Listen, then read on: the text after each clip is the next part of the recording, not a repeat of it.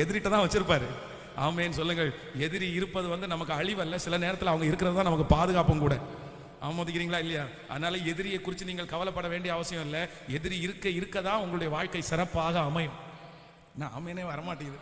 நான் வந்ததே 21 நாள் எதிரி போயிட்டோம் ஆண்டவரே அப்படின்னு தானே வந்தேன் அப்படின்னு. இல்லை ஆண்டவர் வந்து நம்மளை ரொம்ப ஆக்டிவாக வைக்கணும் அப்படின்னா கண்டிப்பாக வந்து நமக்கு சுற்றி வந்து சில சூழ்நிலைகளை வச்சாதான் நம்ம ஒழுங்கா ஜெபமே என்ன பண்ணுவோம் சொல்லுங்களேன். பக்கத்து வீட்டுக்கார அம்மா சண்டை போடலைன்னா நம்மளுக்கு ஜெபமே வராது. அப்படி இருந்தால் தான் ஜெபத்தில் கண்ணீரே வரும் சில நேரத்தில். அதனால எதிரிகள் நம்மை சுற்றி இருப்பது தீமைக்கு அல்ல, கண்டிப்பாக சொல்கிறேன் அது நன்மைக்கே. அது நன்மைக்கே. அவர்களை கொண்டு கர்த்தர் உங்களுக்கு உதவியை அனுப்புறதற்கு வல்லவராக இருக்கிறார்.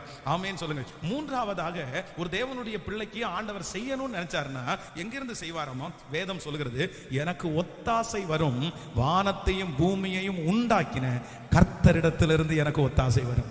ஆமேன் சொல்லுங்கள்.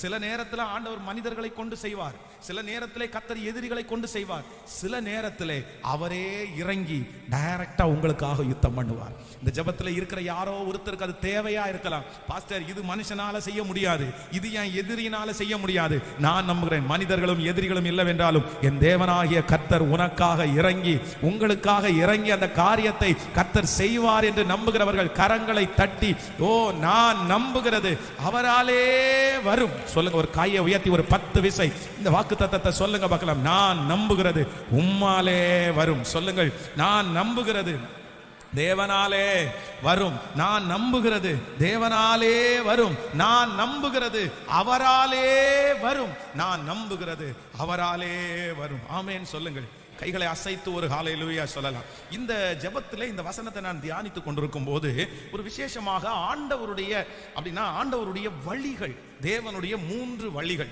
தேவன் நமக்கு உதவி செய்யும்படியாக தெரிந்தெடுக்கிற ஒரு 3 வழிகளை குறித்து நான் வந்து நேற்றைய தினத்திலிருந்தே இந்த வசனத்தை தியானித்துக் கொண்டே இருந்தேன். ரொம்ப ஆச்சரியமா இருந்துச்சு. வாசிக்கலாம். முதலாவதாக நீங்கள் மார்க் எழுதின சுவிசேஷத்தை எடுத்துக்கொள்ளலாம். மார்க் எழுதின சுவிசேஷம் 10ஆம் அதிகாரத்திற்கு வரலாமா? மார்க் எழுதின சுவிசேஷம் 10ஆம் அதிகாரத்திலே 10ஆம் அதிகாரம் 51வது வசனத்தை நம்ம வாசிக்க போகிறோம்.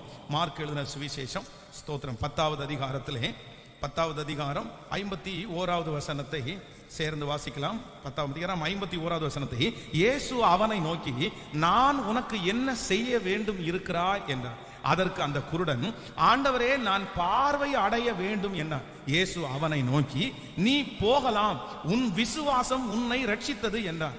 உடனே அவன் பார்வை அடைந்து வழியிலே இயேசுவுக்கு பின் சென்றார். நல்லா கவனிங்க, எல்லாரும் கவனமாய் கவனிங்க. இந்த இடத்துல ஒரு குருடனான ஒரு மனிதன் வருகிறார். வந்த உடனே ஆண்டவர் இடத்துல கேட்கிறான். உடனே ஆண்டவர் சொல்றாரு, உனக்கு நான் என்ன செய்யணும் அப்படின்னு கேட்கிறாரு. உடனே அவன் சொல்றான், ஆண்டவரே நான் என்ன அடையணும்?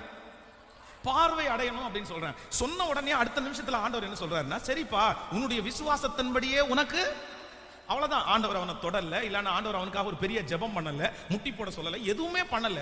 ஆண்டவர் சொல்றாரு, உன் விசுவாசத்தின்படி உனக்கு ஆக கடவுள்னு சொன்ன அடுத்த நிமிஷத்துல அவனுக்கு என்ன கிடைக்குது? பார்வை கிடைக்குது. நெக்ஸ்ட் அடுத்ததாக இன்னொரு வசனத்தை கூட வாசிக்கலாம். மார்க்கு 8ஆம் அதிகாரத்துக்கு நீங்கள் வாருங்கள். 8ஆம் அதிகாரத்திலே நம்ம அப்படி வந்து 21வது வசனத்திலிருந்து வாசிக்கலாம். அப்படியானால் நீங்கள் உணராதிருக்கிறது எப்படி?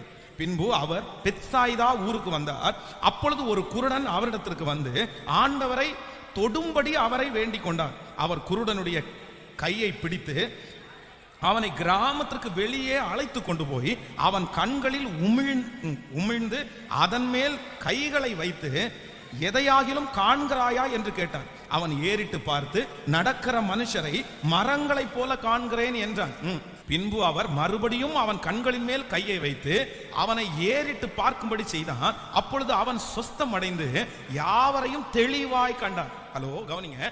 ஃபர்ஸ்ட்ல ஒரு குருடன் வருகிறான். ஆண்டவரே நான் பார்வை அடைய வேண்டும் என்று கேட்கிறார். அவனுக்கு ஆண்டவர் என்ன பண்றாரு சொல்லுங்க? அப்படி எப்படி கொடுக்கிறாருன்னா, அவ்வளவுதான், உன் விசுவாசம் உன்னை, அவ்வளவுதான் வார்த்தையை சொல்றாரு. உடனே வந்து ரட்சிப்பு உண்டாயிருது, கண்கள் திறக்கப்பட்டு கர்த்தருக்கு அவன் பின் சென்றான். நம்பர் 2. ரெண்டாவது, இப்ப அதே மாதிரி ஒரு குருடன் வருகிறான். ஆண்டவரை பார்த்து உனக்கு என்னப்பா வேணும்னு கேட்கிறாரு. எனக்கு என்ன அடையணும்?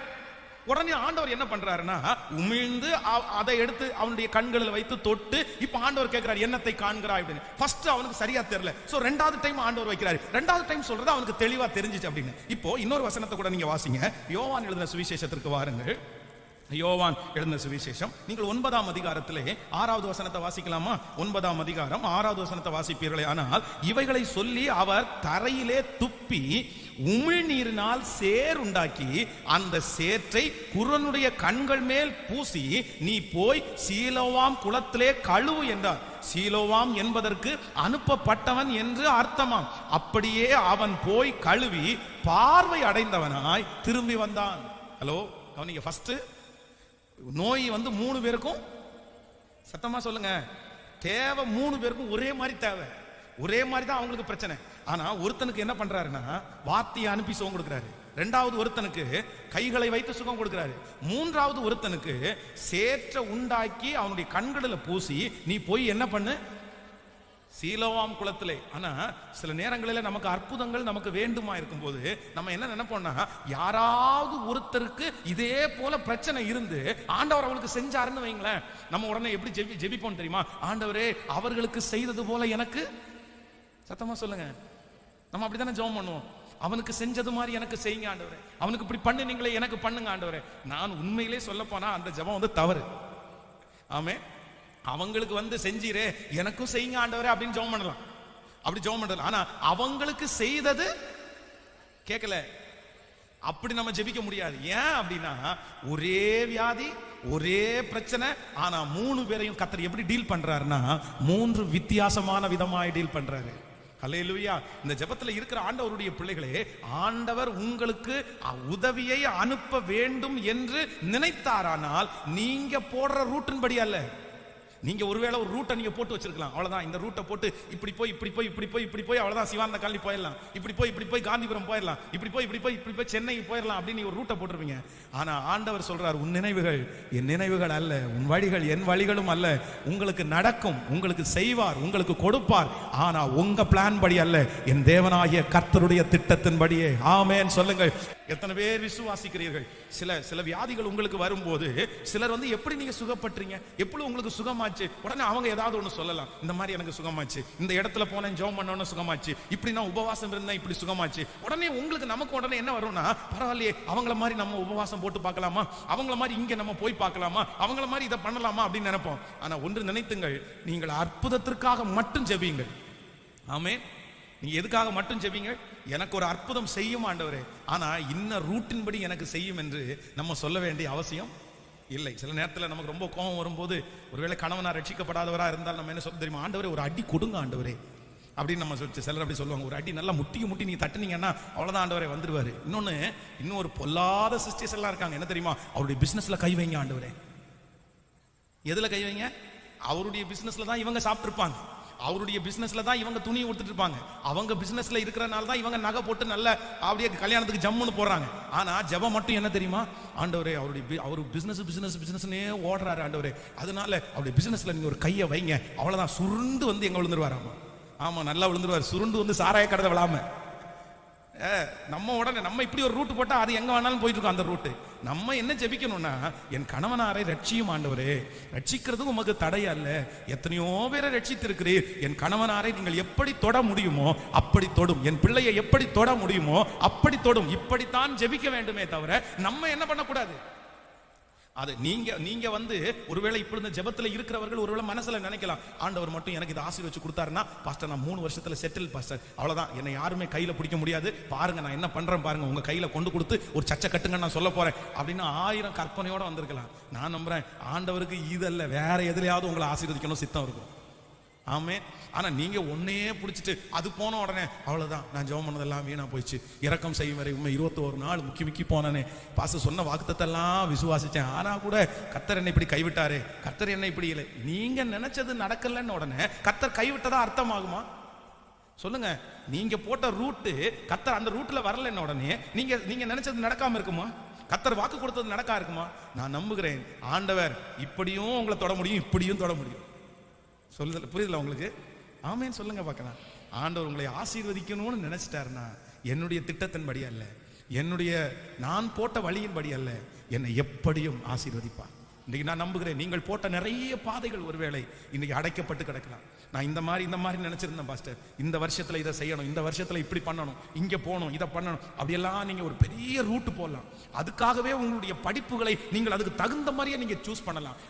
அதன்படியே உங்களுடைய பிரயாணங்களை நீங்கள் நகர்த்தி கொண்டே போகலாம். ஆனா இப்போ அட் பிரசன்ட் நீங்கள் போகிற பாதையெல்லாம் அடைக்கப்பட்டதா இருக்கலாம். நான் போட்ட ரூட் எதுவுமே ஒர்க் அவுட் ஆகல, என் படிப்பு எதுவுமே செட் ஆகல, நான் இந்த படிப்பு எடுத்தா இப்படி போய் இங்க போய் வேலையில உட்காந்து இப்படி சம்பளம் வாங்குவேன்னு நினைச்சேன். ஆனா நோ யூஸ் பாஸ்டர், நான் போட்ட திட்டம் எல்லாம் எனக்கு உடைஞ்சிருச்சு. ஆனா நான் நம்புகிறேன் கர்த்தர் உங்களை உயர்த்துவார் என்று சொல்லிவிட்டார், உங்களுக்கு வாக்குத்தத்தத்தை கொடுத்து விட்டார்.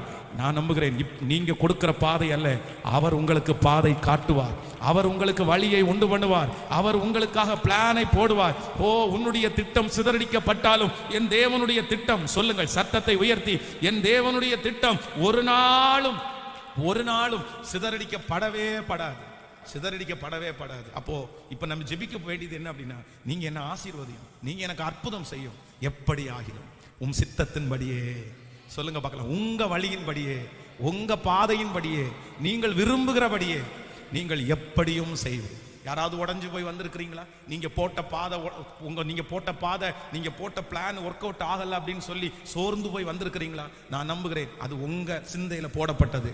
ஆனா ஆண்டவருடைய கையில இன்னொரு பிளான் இருக்குது, அது கர்த்தர் உங்களுக்காக வைத்திருக்கிற பிளான்.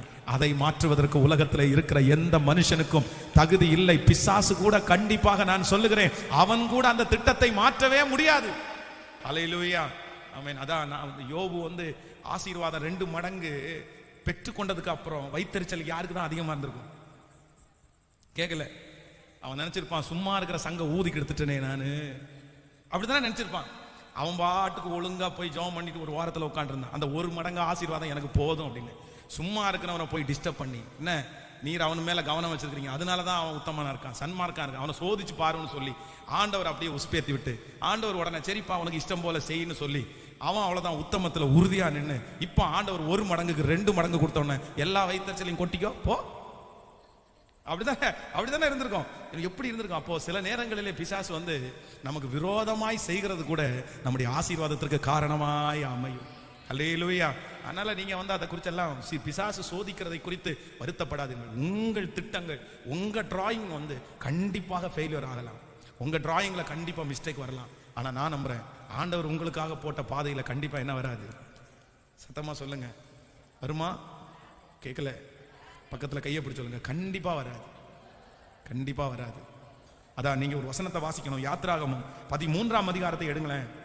யாத்ராகமம் 13ஆம் அதிகாரம் 17வது 18வது வசனத்தை வாசிக்கும் போது, யாத்ராகமம் 13ஆம் அதிகாரத்திலே 13ஆம் அதிகாரம் 17வது 18வது வசனத்தை, பார்வோன் ஜனங்களை போக விட்ட பின் ஜனங்கள் யுத்தத்தை கண்டால் மடிந்து எகிப்திற்கு திரும்புவார்கள் என்று சொல்லி பெலிஸ்தியரின் தேச வழியாய் போவது சமீபமானாலும் தேவன் அவர்களை அந்த வழியாய் நடத்தாமல் சிவந்த சமுத்திரத்தின் வனாந்திர வழியாய் ஜனங்களை சுற்றி போக பண்ணினார். இஸ்ரவேல் புத்திரர் எகிப்து தேசத்திலிருந்து அணி அணியாய் புறப்பட்டு போனார்கள். ஆமென் சொல்லுங்கள். இங்க ரொம்ப அழகா இருக்குது. இஸ்ரவேல் ஜனங்கள் எகிப்து தேசத்தை விட்டு கிளம்பும் போது, இப்ப மோசையினுடைய கையில ஒரு ப்ளூ பிரிண்ட் இருக்குன்னு வைங்களேன், இல்ல அங்க இருக்கிற ஜனங்கள் எல்லாருமே, நம்ம ஒரு ரூட் ஒரு இடத்துல இருந்து ஒரு இடத்துக்கு நம்ம பிரயாணம் பண்றோம் அப்படின்னா ஒவ்வொருத்தரும் ஒவ்வொரு ரூட் சொல்லுவாங்க. இந்த வழியை போனா பக்கமா இருக்கும், இந்த வழியை போனா ஈஸியா போலாம், இந்த வழியை போனா ரோடு நல்லா இருக்கும், இந்த வழியை போனா நமக்கு பிரச்சனை இல்லாம போலாம் அப்படின்னு சொல்றது மாதிரி நான் நம்புறேன் அங்கே மோசையின் இடத்துல நிறைய பேர் இன்னொரு வழி இருக்குது, அந்த வழியா நம்ம ஷார்ட்டா போயிடலாம், சீக்கிரமா போயிடலாம், இது ரொம்ப சுத்தி போற வழி அப்படின்னு. ஆனா அந்த வழி சமீபமா இருந்தாலும் ஆண்டவர் என்ன பண்ணலையாமா? அந்த வழியை நடத்தலையாமா. அந்த வழியை அவர் நடத்தல. அவர் எப்படி நடத்தினாராமா? ஜனங்களை சுற்றி போக பண்ணினார், சமுத்திரத்தின் வழியாய் கர்த்தர் நடந்து போக பண்ணினார். இதுக்கு என்ன காரணம் அப்படின்னா, யுத்தத்தை கண்டால் ஜனங்கள் மடிந்து போவார்கள் என்று. நல்லா கவனிங்க ஆண்டவருடைய பிள்ளைகளே, கவனமா கவனிங்க. நீங்க குறிச்சிருக்கிற, நீங்க ஸ்கெட்ச் போட்ட அந்த பாதையில ஆண்டவர் உங்களை நடத்தலன்றதுக்கு உங்களுக்கு 1000 கேள்விகள் இருக்கலாம். ஏன் ஆண்டவர் என்ன இப்படி கொண்டு போல? எதுக்காக ஆண்டவர் என்ன தடுத்தாரு? எதுக்காக அந்த ஊர்ல இருந்து இந்த இடத்துக்கு கொண்டு வந்தாரு, இந்த இடத்துல இருந்து அந்த இடத்துக்கு கொண்டு போனாரு? உங்களுக்கு 1000 கேள்வி இருக்கலாம். நான் நம்புறேன் அந்த கேள்வியை நீங்க கேட்காதீங்க. அந்த கேள்வியை நம்ம கேட்க வேண்டாம்.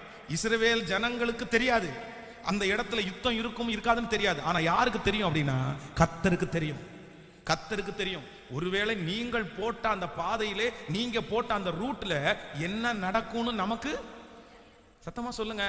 நம்ம நிறைய பேர் இந்த கேள்வியை கேட்போம், ஏன் ஆண்டவர் என்ன இங்க கேக்குறீங்களா?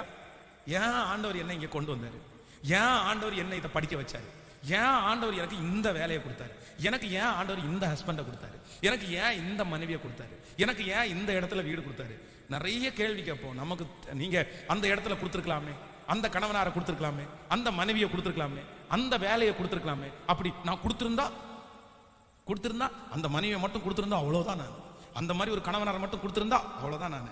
அப்படி உங்களுக்கு நிறைய ரூட் இருக்கலாம். ஆனா நான் நம்புறேன், எந்த ஜாடிக்கு எந்த மூடின்னு அவருக்கு மட்டும்தான் தெரியும். ஆமேன்னு சொல்லுங்க. அவருக்கு மட்டும்தான் தெரியும். இந்த ஜாடிக்கு இந்த மூடி தான் செட் ஆகும். இல்லை அப்படின்னா கூட உங்க ஜபத்துல செட் பண்ணிடுவார் ஆண்டவர். அப்ப நமக்கு அவருடைய வழிகளை அறிந்து கொள்ள முடியாது. ஆனால் அவர் நம்முடைய வாழ்க்கையிலே போட்ட திட்டங்கள் கண்டிப்பாக சரியானதை தான் இருக்கும். கையை உயர்த்தி சொல்லுங்க, ஆண்டவரே, நான் போட்ட வழிகள் எல்லாம் எனக்கு விரோதமாய் நிற்கும் போது நான் நம்புகிறேன். சத்தத்தை உயர்த்தி சொல்லுங்க, உங்க ரூட்டு ஹல்லேலூயா நான் நினைச்ச பாதை அல்ல, நீர் எனக்காக போட்ட பாதை. சொல்லுங்க, ஆண்டவரே, நீர் எனக்காக போட்ட பாதை. ஒவ்வொருவரும் சொல்லுங்க, ஆண்டவரே, நீர் எனக்காக குறித்திருக்கிற பாதை, நீர் எனக்காக குறித்திருக்கிற பாதை, நீர் எனக்காக குறித்திருக்கிற பாதை. ஆமென் சொல்லுங்கள். ஆண்டவர் நீங்கள் நம்புகிறது அவராலே வரும். அவர் நமக்கு போடுகிற பாதை சில நேரத்தில் நம்முடைய எண்ணத்தின்படி அல்ல, அவருடைய எண்ணத்தின்படி. நம்பர் 2, இரண்டாவதாக ஆண்டவர் நமக்கு குறித்திருக்கிற பாதை சில நேரத்தில் எப்படி இருக்கும்னா, நீங்கள் 105வது சங்கீதத்தை எடுத்துக்கொள்ளலாமே. 105வது சங்கீதத்தை எடுங்களே. 105வது சங்கீதம் 19வது வசனத்தை வாசிக்கலாமா? 105வது சங்கீதத்திலே 19வது வசனத்தை நம்ம வாசிக்க போகிறோம். கர்த்தர் சொன்ன வார்த்தை நிறைவேறும் அளவும் அவருடைய வசனம் அவனை புடமிட்டது. ராஜா ஆள் அனுப்பி அவனை கட்டவிழ்க்க சொன்னார். ஜனங்களின் அதிபதிகள் அவனை விடுதலை பண்ணினார்கள். இன்னொரு விஷயம் கூட வாசிக்கலாம். நீங்கள் 17வது வசனத்திலிருந்து வாசிக்கலாமே. அவர்களுக்கு முன்னாலே ஒரு புருஷனை அனுப்பினார். யோசேப்பு சிறையாக விற்கப்பட்டான். அவன் கால்களில் விலங்கு போட்டு ஒடுக்கினார்கள். அவன் பிராணன் இரும்பில் அடைபட்டு கிடந்தது. கர்த்தர் சொன்ன வார்த்தை நிறைவேறும் அளவும் அவருடைய வசனம் அவனை புடமிட்டது. ஹல்லேலூயா. கர்த்தருடைய பிள்ளைகளே, இது யோசேப்பை குறித்து சொல்லப்படுகிற வார்த்தை. அப்போ ஆண்டவர் அவனுக்கு ஒன்றை குறித்திருந்தார். ஆண்டவர் அவனுக்கு ஒன்று நிச்சயம் பண்ணி இருந்தார். அப்படின்னா அவன் ஒன்றை நம்பி இருந்தான். அவன் நம்பி இருக்கிறதை கர்த்தர் அவனுக்கு கொடுக்கணும்னு சித்தம் கொண்டாரு. ஆனா அவனுக்கு ஆண்டவர் வைத்திருந்த இரண்டாவது பெரிய பாதை என்ன அப்படின்னா, கர்த்தர் சுலபமான பாதையிலே அல்ல, கடினமான பாதையிலே கர்த்தர் அவனை நடத்தினார். ஆமென் சொல்லுங்க. சில நேரங்களிலே ஆண்டவர் நமக்காய் முன்குறித்திருக்கிறது, இல்லைன்னா நமக்காக ஆயத்தம் பண்ணி இருக்கிறது, நமக்காக கர்த்தர் கொடுத்திருக்கிற ஒன்று அவராலே வரும். எப்படி வரும்னா, ஃபர்ஸ்ட் நம்ம போட்ட ரூட்ல வராது. ஹலோ, புரிஞ்சுல? முதல்ல நம்ம போட்ட ரூட்ல வராது. ரெண்டாவது, சில காரியங்கள் சுலபமா வந்துடாது. ஆமென். நம்ம நிறைய பேர் என்ன நினைக்கிறோம்னா, கர்த்தர் சில காரியங்களை உங்களுக்கு சுலபமாய் கொடுக்கலாம். அதெல்லாம் இல்லாம இல்ல. நாங்கள் இஸ்ரவேலின் சிறையிருப்பை திருப்பும் போது சொப்பனம் காண்கிறவர்கள் போல இருந்தோம். சில அற்புதங்கள் உங்கள் வாழ்க்கையிலே கர்த்தர் நடப்பிக்கும் போது உண்மையிலே லிட்டரலா உங்களுக்கு சொப்பனம் பார்க்குற மாதிரி தான் இருக்கும். நீங்க சொப்பனம் பார்த்து எந்திரிக்க மாதிரி இருக்கும், ஆனா அது நடந்திருக்கும். ஐயோ, இது கனவா நனவா அப்படின்றீங்க நீங்க. அந்த மாதிரி ஒரு சில அற்புதத்தை கர்த்தர் செய்வாரு. ஆனால் சில ஆசீர்வாதத்தை ஆண்டவர் உங்களுக்கு கொடுக்கும் போது உங்களை எப்படி கர்த்தர் நடத்துவாருன்னா, கடினமான பாதையில கர்த்தர் நடத்துவாரு. கண்டிப்பாக அந்த கடினமான பாதைக்குள்ளாக நீங்கள் கடந்து போகவே வேண்டும். அந்த பாதை தான் உங்களை நேர்த்தியானவர்களாய் உருவாக்கும். அதனால இந்த ஜெபத்துல யாராவது ஒருத்தர் அவராலே வரும், கர்த்தராலே வரும். ஆண்டவரே எப்படி வரும் அப்படின்னா, உங்களை கர்த்தர் கடினமான பாதையில் நடத்துறாரா, நீங்க கவலைப்படாதீங்க. யோசேப்புக்கு கொடுத்த கர்த்தர் உங்களுக்கு கண்டிப்பாக கொடுத்து முடிக்க வல்லவரா இருக்கிறார். கொஞ்ச நேரம் கடினமா இருந்தா கூட நீங்கள் பெறப்போகிற ஆசீர்வாதம் ரொம்ப மகிமையா இருக்கும். விசுவாசிக்கிறீங்களா இல்லையா? சில இடத்திலே கர்த்தர் நம்மை கடினமான பாதையிலே நடத்துவது தீமை அல்ல, அது நன்மைக்கே. ஆமென் சொல்லுங்க. நமக்கு அது கடினமான பாதை, ஆனா கர்த்தர் அதை சுலபமாய் முடிப்பார். ஆமென் சொல்லுங்க பார்க்கலாம். கடினமானது உமக்கு எதுவும் இல்ல, முடியாதது உமக்கு எதுவும் இல்லை. சொல்லுங்க பார்க்கலாம். கடினமானது உமக்கு எதுவும் இல்ல, முடியாதது உனக்கு எதுவும் இல்ல. எதுவும் இல்ல எசப்பா, எதுவும் இல்ல, முடியாதது எதுவும் இல்ல. சொல்லுங்க பார்க்கலாம். எதுவும் இல்ல எசப்பா, எதுவும் இல்ல, முடியாதது எதுவும் இல்ல. இப்ப இப்ப கைய மேல தட்டி உம்மாலே செய்ய முடியாத அதிசயங்கள் ஒன்றும் இல்ல, உம்மாலே செய்ய முடியாத, பாடுங்க பார்க்கலாம், அதிசயங்கள் ஒன்றும் இல்ல. ஆயிரம் ஆயிரம் தலைமுறைக்கும் அன்பு காட்டும் ஆல்மைட்டி காட். ஆயிரம் ஆயிரம் தலைமுறைக்கும் அன்பு காட்டும் ஆல்மைட்டி. இப்ப கைய மேல தட்டி எதுவும் இல்ல ஏசப்பா, எதுவும் இல்ல முடியாது. கரங்களை தட்டி கொண்டே முடியாதது எதுவும் சொல்ல சொல்ல எதுவும் இல்ல, எதுவும் இல்ல ஏசப்பா, எதுவும் இல்ல முடியாதது எதுவும் இல்ல. ஹல்லேலூயா. ரொம்ப மனசுல நினைச்சிட்டுங்க, சில ஆசீர்வாதங்கள் எல்லாம் சும்மா கிடைச்சிடாது. பக்கத்துல இருக்கிற கையை பிடிச்சி சொல்லுங்க, சில ஆசீர்வாதங்கள் எல்லாம் சும்மா கிடைச்சிடாது, சும்மா கிடைச்சிடாது. சிலர் என்ன நினைக்கிறாங்க அப்படின்னா, அது போய் நின்ன உடனே வந்து மேஜிக் மாதிரி கிடைக்கும்னு நினைச்சிறாங்க. என்ன மாதிரி சொல்லுங்களேன் சத்தமா? மேஜிக் மாதிரி கிடைக்கும்னு நினைக்கிறாங்க. இல்லவே இல்லை, அப்படியெல்லாம் இல்லை. என்னிடத்துல நிறைய சகோதரர்கள் கேட்டிருக்கிறாங்க, நிறைய பேர் கேட்டிருக்காங்க, பாஸ்டர் உங்களுடைய ஊழியத்தினுடைய அந்த வளர்ச்சிக்கு என்ன காரணம், என்ன சொல்லுங்க, ஏதாவது ஒரு 10 சொல்லுங்க அப்படின்னு. அந்த ஒரு 10 சொல்லுங்க, அவ்வளவுதான், நாங்க அதை ஃபாலோ பண்றோம் அப்படின்னு. அது நல்லது, சந்தோஷமா தான் இருக்குது அதை கேட்கும் போது. ஆனா உண்மையிலேயே 10 இல்ல, சிலது வந்து முன்னாடி தான் நம்ம நிறைய நேரத்தில் நம்ம பயன்படுறது பார்க்குறோம். ஆனா பின்னாடி ஒரு புயல் இருக்குல்ல, யாருமே அதுக்கு தெரியாது. இந்த 21 நாள் ஜெபம் ஆரம்பித்து 5 நாள், இந்த 5 நாள் நல்ல பிரசங்கம், நல்ல பாட்டு, நல்ல ஆராதனை எல்லாம் அப்படி போயிட்டு இருக்கலாம். நிறைய பேர் அட்டென்ட் பண்றாங்க, எல்லாம் இருக்கலாம். ஆனா பின்னாடி ஒரு வலி எனக்கு போயிட்டு இருக்குது, பின்னாடி ஒரு வேதனை நான் சுமந்து கொண்டு இருக்கிறேன். அதை சொல்ல முடியாது, அதை சொல்லி விவரிக்கவும் முடியாது. அது எனக்கும் கர்த்தருக்கு மட்டும்தான் தெரியும், எனக்கும் தேவனுக்கு மட்டும்தான் தெரியும். ஆனா வெளியே பார்க்கும்போது எப்படி இருக்கும் சொல்லுங்க? வெளியே பார்க்கும்போது சிலருடைய பார்வைக்கு வந்து அவ்வளவுதான் அப்படின்னு தோணும். இல்லவே இல்லை. அதனால ஒன்னும் நீங்க நினைச்சுக்கங்க, ஆசீர்வாதங்களை வந்து நீங்க நினைக்கிறது மாதிரி சுலபமா என்ன பண்ண முடியாது. இது என்னோட இந்த ஜெனரேஷனுக்கு சொல்றேன், வாலிப தம்பிக்கு தங்கச்சிக்கு சொல்றேன். உங்க அப்பா அந்த ஆசீர்வாதத்தை பெற்றிருக்கிறாருன்னா சுலபமா பெறல, உங்க அம்மா அந்த ஆசீர்வாதத்தை சுலபமா பெறல, உங்களை சுற்றி இருக்கிறவர்கள் அந்த ஆசீர்வாதத்தை சுலபமா பெறல. நான் அம்மாவுடைய ஆசீர்வாதம் உங்களுக்குள்ள இருக்கிறதுனால, அப்பாவுடைய ஆசீர்வாதம் இருக்கிறதுனால நீ அந்த அளவுக்கு நீங்கள் பாடுபட வேண்டாம். ஆனா சுலபமா கிடைச்சா சில நேரத்தில் நீங்க உதறி தள்ளிடுவீங்க. அதனால கடினமான பாதையில சில நேரத்தில் கர்த்தர் நடத்துகிறதற்காக கர்த்தருக்கு ஸ்தோத்திரம் பண்ணுங்க. ஆமென் சொல்லுங்கள். ஹல்லேலூயா. எத்தனை பேர் ஆமோதிக்கிறீர்கள்? சிலருக்கு நம்முடைய பிள்ளைகள் ரொம்ப சொகுசா வளரணும்னு நமக்கு நிறைய பேருக்கு ஆசையா இல்லையா? நம்ம நிறைய பேர் ஜெபிக்கிறது எப்படி ஜெபிக்கும் தெரியுமா? நான் பட்ட கஷ்டம் என் பிள்ளை படக்கூடாது ஆண்டவரே, நான் பட்ட கஷ்டம். நான் சொல்றேன், உண்மையிலே அந்த ஜெபம் தவறு என்னை பொறுத்த வரைக்கும். இல்ல, நம்ம பட்ட கஷ்டத்தை நம்முடைய பிள்ளைகள் படாம இருக்கிறது ஒன்றும் சந்தோஷம். ஆனா அவனுக்கு சொல்லியாவது சொல்லணும், இல்ல இந்த மாதிரி நான் கஷ்டப்பட்டேன் அப்படின்னு. அவனுக்கு சில கஷ்டமான பாதையில ஆண்டவர் உங்களை அவனை நடத்தி கொண்டு போகும்போது நீங்க கர்த்தருக்கு நன்றி சொல்லுங்க. ஏன்னா சுலபமாய் கிடைக்காமல் கடினமா அவனுக்கு கிடைக்குது அப்படின்னா அதை குறித்த மரியாதை அவனுக்கு நிறையவே தெரியும். ஹல்லேலூயா. சுலபமாய் கிடைத்ததுக்கு நிறைய என்ன கிடைக்காதுன்னா கண்டிப்பா மரியாதை கிடைக்காது. ஆமென். நம்முடைய நிறைய பேருடைய வீடுகளிலே நிறைய டாய்ஸ் வந்து அதிகமாக வாங்கி கொடுக்குறாங்க பாருங்களேன். அந்த பிள்ளைகள் எல்லாம் பார்த்தீங்கன்னா நிறைய பேர் டாய்ஸை உடைப்பாங்க. ஆனால் 1-2 அந்த டைமுக்கு மட்டும் வாங்கி கொடுக்குறாங்க பாருங்க. சில பிள்ளைகள் வந்து அவ்வளோ அழகாக அதை பத்திரமா வச்சுப்பாங்க. ஏன்னா ரொம்ப ஈஸியாக டக்குன்னு வாங்கி கொடுக்குறதுனால அவங்களுக்கு என்ன பண்ண தெரியல அப்படின்னா அதனுடைய மரியாதையே தெரியாமல் போயிடுது. அதனால ஆண்டவர் உங்களுக்கு கண்டிப்பாக கர்த்தர் வாக்கு கொடுக்குறாரு. இன்றைக்கு கர்த்தர் வாக்கு கொடுத்தாரு, நீ நம்புகிறது அவராலே வரும். ஆனா உங்க மனசுக்குள்ள ஒரு திட்டம் போட்டு அவ்வளவுதான் பிடிச்சிடலாம், தூங்கி அதை பிடிச்சி மேலே ஏறிடலாம், அவ்வளவுதான் தூக்கிடலாம், அவ்வளவுதான் அப்படின்னு நினைக்கிறேன். இல்ல ஆண்டவர் வெயிட், மகனே நீ கடினமான பாதையில தான் நீ என்ன பண்ணணும்னா நடந்து வரணும். ஆண்டவர் நிறைய பேரை பார்த்து அப்படிதான் சொல்றேன். இல்ல மகனே, ஒருவேளை இந்த ஜெபத்தில் இருக்கிற யாராவது இந்த பாதையில தான் கடந்து போகணுமா, ஏன் எனக்கு என் ஃப்ரெண்ட் அப்படியே போனவன அவன் அடைஞ்சிட்டான் அப்படின்னு சொல்லி உங்க மனசுக்குள்ள இருந்துச்சுன்னா நான் சொல்றேன், நீ கரெக்டான வேலை கர்த்தர் கொண்டு போறாரு, சரியான பாதையில கர்த்தர் உங்களை நடத்துறாரு. அதுக்காக கர்த்தருக்கு ஸ்தோத்திரம் பண்ணுங்க. ஆமென். இது கெட்ட பாதை கிடையாது, இது உடைக்கிற பாதை கிடையாது. உங்க பிள்ளை இந்த மாதிரி ஒரு பாதையில இன்னைக்கு கடந்து போகுதுன்னா நான் நம்புறேன், நீங்க என் பிள்ளைய ஆண்டவர் ஏன் இந்த பாதையில நடத்துறாருன்னு கேட்க வேண்டாம். கர்த்தர் உங்க பிள்ளைய சரியான பாதையில நடத்துறாரு. கர்த்தர் உங்க மகனை சரியான பாதையில நடத்துறாரு. இதுதான் அவனுக்கு சரியான பாதை, அவனை உருவாக்கக்கூடிய பாதை இதுதான், அவர்களை வழி நடத்தக்கூடிய பாதை இதுதான். இந்த பாதையில நிர்மூலமாக மாட்டீங்க, இந்த பாதையில நீங்க சோர்ந்து போக மாட்டீங்க.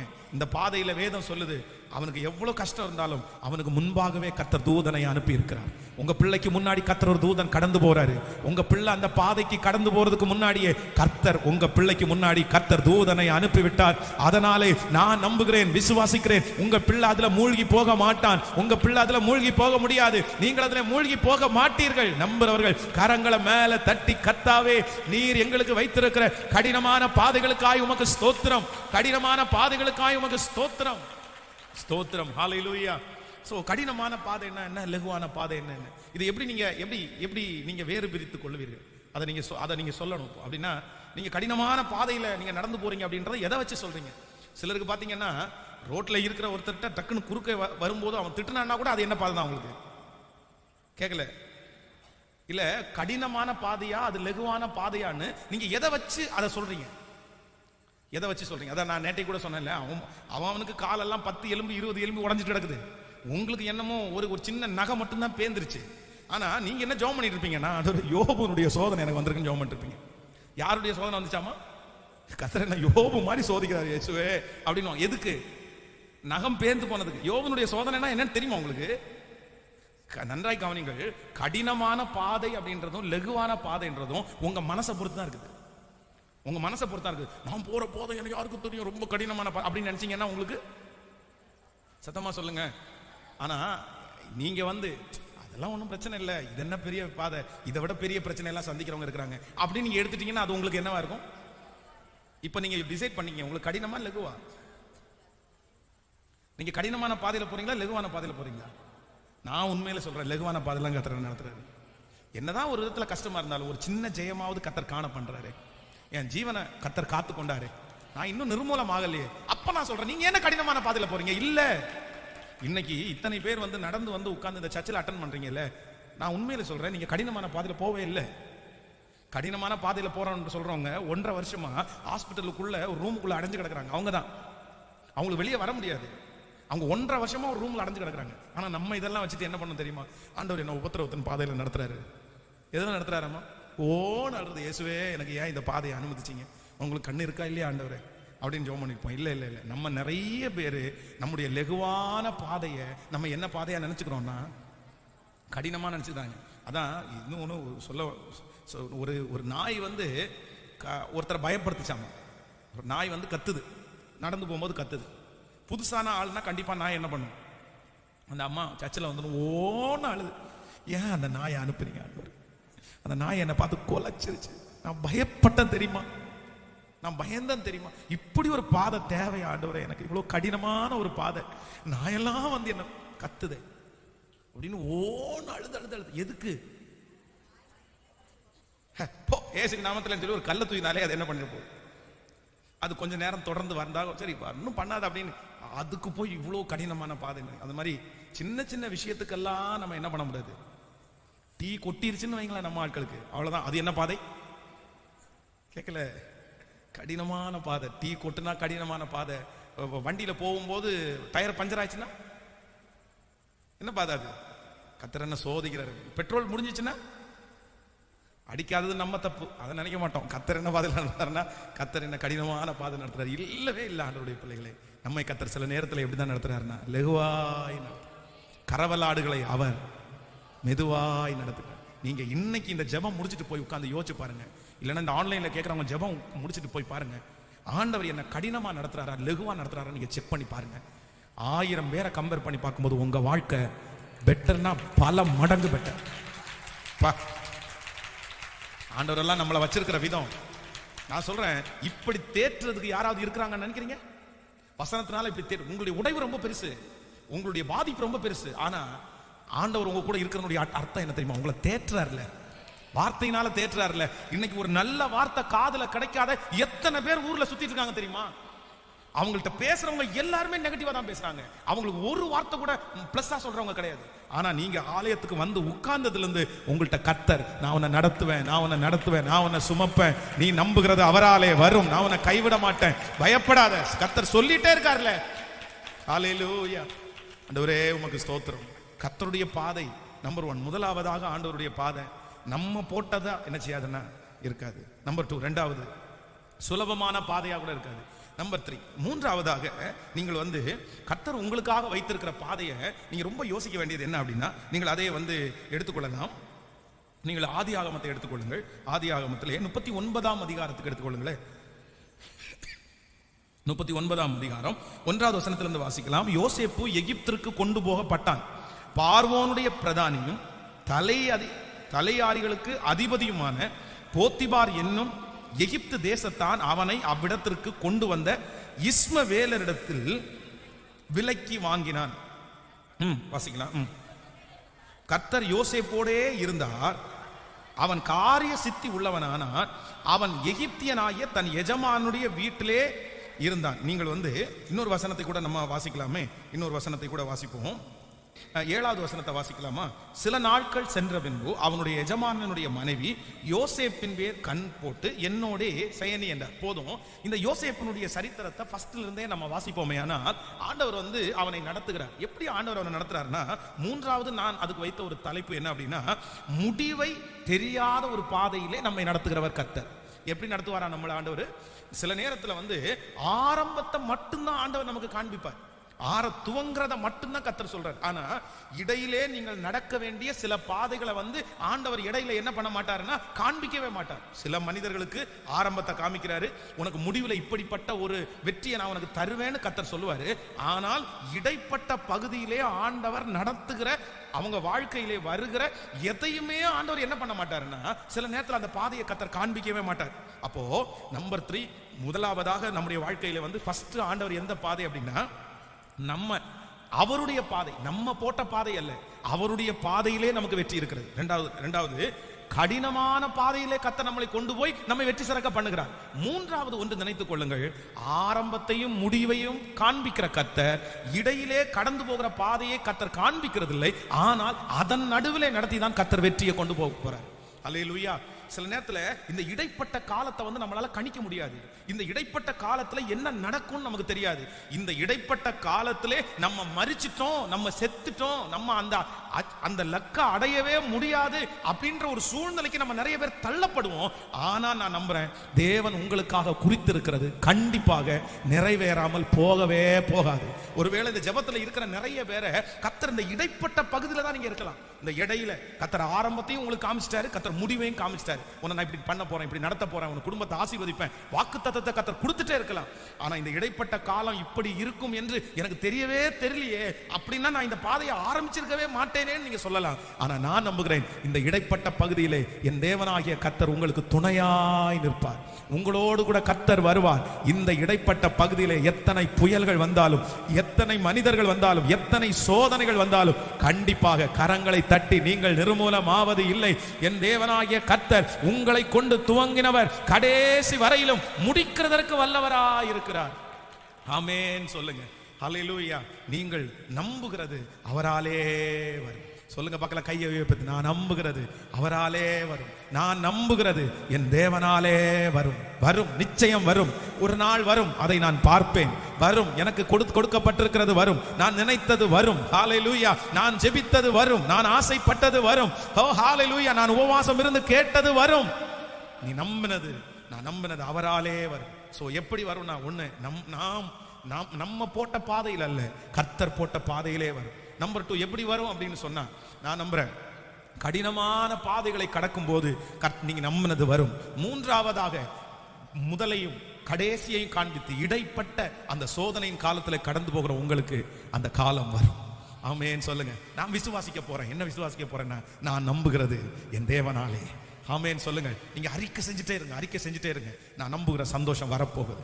ஹல்லேலூயா. நான் நம்புறது மாதிரி என் பிள்ளைய கர்த்தர் தலையை நிமிர பண்ண போகிறேன். நான் நம்புகிறது மாதிரி ஒரு குழந்தை பாக்கியத்தை கர்த்தர் எனக்கு தரப்போகிறார்.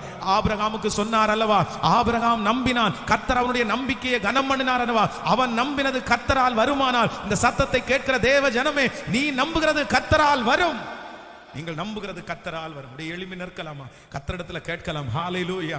நான் நம்புகிறது என் தேவனாலே வரும், நான் நம்புகிறது என் தேவனாலே வரும். சொல்லுங்கள், கைகளை உயர்த்தி சத்தமாய் அறிக்கை செய்யுங்கள். உங்களுக்காக நான் ஜெபித்துக் கொண்டே இருக்கிறேன். இந்த வார்த்தை நிறைவேற போகிறது. நீங்கள் நம்புகிறது பல வருடங்களாய் வரவில்லை, ஆனா கர்த்தர் இந்த வார்த்தையை திரும்ப ஞாபகப்படுத்துகிறார். இல்லை, நீ நம்புகிறது வரும், நீ நம்புகிறது வரும்.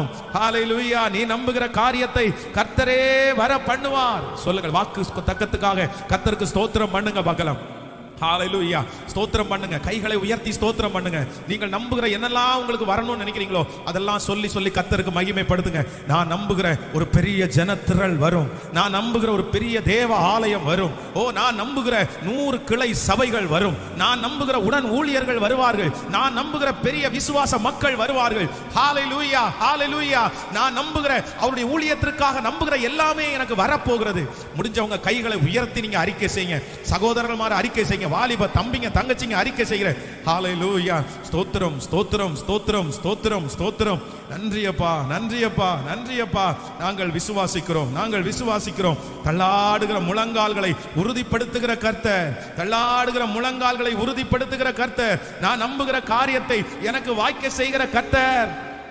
ஹல்லேலூயா. ஸ்தோத்திரம், ஸ்தோத்திரம், ஸ்தோத்திரம், ஸ்தோத்திரம், ஸ்தோத்திரம். தேவனே நீர் பெரியவர், தேவனே நீர் பெரியவர். இந்த வாக்குத்தத்தம் எனக்குரியது, இந்த வாக்குத்தத்தம் என் குடும்பத்துக்குரியது, இந்த வாக்குத்தத்தம் என் பிள்ளைகளுக்குரியது, இந்த வாக்குத்தத்தம் என் திருச்சபை மக்களுக்குரியது, இந்த வாக்குத்தத்தம் இந்த சத்தத்தை கேட்டுக்கொண்டிருக்கிற ஒவ்வொருவருக்கும் உரியது. நீ நம்புகிறது அவராலே வரும். நன்றியப்பா, நன்றி. என் தேவனால் நான் உயருவேன், என் தேவனால் நான் வளருவேன், என் தேவனால் நான் உயருவேன், என் தேவனால் நான் வளருவேன். நிச்சயம் நடக்கும், நிச்சயம் நடக்கும். சுற்றியுள்ள கண்கள் அதை காணும். நிச்சயம் நடக்கும், நிச்சயம் நடக்கும். சுற்றியுள்ள கண்கள் அதை சொல்லுங்க பார்க்கலாம். என் தேவனால், என் தேவனால் நான் உயருவேன், என் தேவனால் நான் வளருவேன், என் தேவனால் நான் உயருவேன், என் தேவனால் வளருவேன். நிச்சயம் நடக்கும், நிச்சயம் நடக்கும். சுற்றியுள்ள கண்கள் அதை காணும், சுற்றியுள்ள கண்கள் அதை காணும். ஆமென். விசுவாசிக்கிறீர்களா? நீ நம்புகிறது அவராலே. நீ அப்படியே அமைதியா கர்த்தர் சமூகத்துல தரிச்சிருந்தா போதும், நீங்க அவரை விசுவாசிச்சா போதும். நீங்க நம்புறது அவராலே வரும். நான் நம்புகிறேன். 10 வருஷத்துக்கு முன்னாடி நான் நம்புகிறது யாராலையும் அல்ல, அவராலே இப்ப வந்திருக்கிறது. ஆச்சரியமா இருக்குது. இந்த ஜெபத்துல இருக்கிற எத்தனை பேர் ஒரு 5 ஆண்டுகளுக்கு 10 ஆண்டுகளுக்கு முன்பாக ஒண்ணு வரும்னு நீங்க நம்புறீங்க? ஜெபிக்கும் போது எனக்கு ஒரு கார் வரும், எனக்கு ஒரு பைக் வரும், எனக்கு ஒரு சின்ன வீடு கர்த்தர் தருவார் அப்படின்னு நம்புறீங்க. இன்னைக்கு நீங்க நம்பினது வந்துருச்சு இல்ல? நீங்க நம்பினது எத்தனையோ கர்த்தர் கொடுத்தாருல்ல? உண்மைதானே? நீங்க நம்பினதை இத்தனை வருஷம் தாண்டி கர்த்தர் அடைய செஞ்சிருக்கிறாரு. நீங்க நம்பின காரியம் எத்தனை கர்த்தரால வந்திருக்குது, எத்தனை கர்த்தரால வந்திருக்குது. நான் நம்புறேன் இதுவரைக்கும் வந்திருக்கும், ஆனால் இனியும் கர்த்தர் வாக்கு கொடுக்கிறார். நீ நம்புகிறது அவராலே வரும். நம்பத்தக்கவர் அவர் ஒருவர் தான். நீ நம்புகிறது அவராலே வரும். நீங்கள் நம்புகிறது மனுஷனை அல்ல, கர்த்தரை நம்புகிறீர்கள். நம்ம நம்புறது யாரை நம்புறோம் அப்படின்னா கர்த்தராலே வரும். எனக்கு ஒரு விஷயம் ரொம்ப ஆச்சரியமான ஒரு சாட்சி. இந்த சாட்சியை நீங்கள் கண்டிப்பாக கேட்க வேண்டும். ஊழியத்திலே ஒரு நாள் ரொம்ப சோகமான ஒரு நேரம். அப்படின்னா ஆரம்ப ஊழியம், விசுவாச மக்கள் யாருமே இல்லை. ஒரு 3-4 பேர் தான் ஃபர்ஸ்ட் சர்ச் பிலிவரா இருக்காங்க. அப்ப நம்முடைய திருச்சபையில் இருக்கிற அந்த ஜோம் அம்மா ரொம்ப உற்சாகமாய் ஊழியம் செய்கிறவர், ரொம்ப உற்சாகமா ஊழியம் பண்ணுவாங்க. யாரையாவது ஒருத்தரை வாரத்துக்கு ஒரு நாள் கூட்டிட்டு வரணும்னு நினைப்பாங்க. அவங்க மோஸ்ட்லி புது ஆத்துமாக்கள் இல்லாம சர்ச்சுக்கே வர மாட்டாங்க. அப்படிப்பட்ட ஒரு நல்ல கேரக்டர். அப்போ ஒரு நாள் மாடியில், அந்த வீட்டினுடைய மாடியில் நின்று கீழே ஒரு சின்ன இந்த பள்ளிபீடம் அளவுக்கு ஒரு சின்ன இடம், ஒரு சென்ட் இடம். அந்த இடத்துக்கு நேராக கரத்தை நீட்டி ஜெபம் பண்ணி அப்படியே அழுதுட்டே ஜெபம் பண்றேன். ஆண்டவரே, இந்த இடத்துல ஒரு சர்ச்சு இருக்கிறதை நான் பார்க்கிறேன், அதுல நான் பிரசங்கம் பண்றதை பார்க்கிறேன், அது இப்படி கட்டப்பட்டிருக்கு, அதுல ஸ்பீக்கர் வச்சிருக்கிற மாதிரி பார்க்கிறேன் அப்படின்னு ஒன்னொன்னா சொல்லி சொல்லி சொல்லி சொல்லி அழுது ஜெபம் பண்ணிட்டே இருக்கிறேன். அப்போ நான் நம்பி சொல்றேன் இது வரும் அப்படின்னு கீழே வரும்போது எனக்கு ஒரு கேலண்டர் ஒன்று இருந்துச்சு, பழைய கேலண்டர். அப்போ எனக்கு எப்பவுமே என்ன பழக்கம் அப்படின்னு சொன்னா, இந்த வீடுகளுக்கு போகும்போது அவங்க பழைய கேலண்டரை நான் வாங்கிடுவேன். அந்த பழைய கேலண்டரை வாங்கி அதில் இருக்கிற வாக்குத்தத்த வசனத்தை கத்திரிக்கோலால் கட் பண்ணி பின்னாடி கம் வச்சு வீட்டில் நிறைய இடத்துல வசனம் ஒட்டி வைப்பேன். இது என்னுடைய பழக்கம். ஊழியத்தினுடைய ஆரம்பத்தில் டைம் நிறைய இருக்கும்போது இதை ஒரு வேலையாகவே வச்சிருந்தேன். என் ரூமில் வந்து பார்த்தீங்கன்னா நிறைய வசனம் வந்து ஒட்டிகிட்டே இருக்கும். அப்போ ஒரு நாள் வந்து அந்த கேலண்டரை வந்து ஜெபம் பண்ணி முடிச்சுட்டு கட் பண்ணலாம் அப்படின்னு எடுக்கிறேன். திறந்து பார்த்தா அதில் ஒரு வசனம் இருக்குது, நான் நம்புகிறது அவராலே வரும். ஆனால் அந்த வசனத்தில் போட்டிருந்தாங்க பாருங்க, ஒரு படம் ஒன்று போட்டிருந்தாங்க. என்ன அப்படின்னா, ஒரு குருவி வந்து அப்படியே வாயை திறந்துட்டு அப்படியே இருக்குது. அப்போ ஒரு தாய் குருவி வந்து தன்னுடைய வாயில வந்து ஒரு புழு ஒன்று வச்சிருக்குது. அந்த புழுவை அந்த குருவிக்கு கொடுக்கறதுக்காக வருது. இந்த மாதிரி ஒரு பிக்சர். அதுல வந்து நான் நம்புகிறது அவராலே வரும். என்னோட அந்த பிக்சரும் அந்த வசனமும் பயங்கரமா பேசிருச்சு. அப்ப நான் அழுறேன், ஆண்டவரே நான் நம்புறது வரும், நான் நம்புறது வரும். இது சாட்டர்டே, சனிக்கிழமை நடக்குது. ஞாயிற்றுக்கிழமை காலையில ஆராதனை. அந்த ஆராதனை நடக்கும்போது பாத்தீங்க அப்படின்னு சொன்னா ஜோம் அம்மா வந்து ஒரு ஃபேமிலியை கூட்டிட்டு வராங்க. பார்த்தாலே ஒரு 4 பேர் வந்தாங்க. ஒரு ஹஸ்பண்ட் ஒய்ஃப், அவர் 2 பிள்ளைங்க வந்தாங்க. வந்து உட்கார்ந்து ஜோம் பண்ணி ஆராதனை முடிச்ச உடனே அவர் சொல்றாரு, இன்னைக்குள்ள பிரசங்கமே எனக்காக தான். நீங்க இந்த இடத்துல சர்ச்சை நடத்தக்கூடாது, சர்ச்சு ஒரு இடத்துல கட்டி தான் நடத்தணும். அதுக்கு என் ஸ்பான்சரா 25,000 ரூபாய் தரேன். 2005 2005வது வருஷத்துல. அப்ப நான் நம்பினேன், நான் நம்புகிறது. அவ்வளவுதான். அடுத்த ஒரே வாரம் தான் வேலை ஆரம்பிச்சு அந்த திருச்சபையிலேயே ஆராதிக்கும்படியாய் கர்த்தர் உதவி செய்தார். அப்ப இன்றைக்கு இந்த சத்தத்தை கேட்கிற ஆண்டவருடைய பிள்ளைகளை, உங்களுக்கு கர்த்தர் செய்யாம இருப்பாரா? நமக்கு கர்த்தர் செய்யாம இருப்பாரா? செய்யாம இருப்பாரா? நீங்கள் நம்புகிறது அவராலே வரும். இன்றைக்கு இருக்கிற சூழ்நிலையை பார்க்க வேண்டாம், சோர்ந்தும் போக வேண்டாம், மனசும் தளர வேண்டாம், ஜெபத்தையும் விடாதிருங்கள். நீங்கள் நம்புகிறது அவராலே, நீங்கள் விசுவாசிக்கிறது அவராலே, நீங்கள் ஜெபிக்கிறது அவராலே. ஹல்லேலூயா. சொல்லுங்க, கையை உயர்த்தி, உங்களாலே வரும். சொல்லுங்க, உங்களாலே வரும்.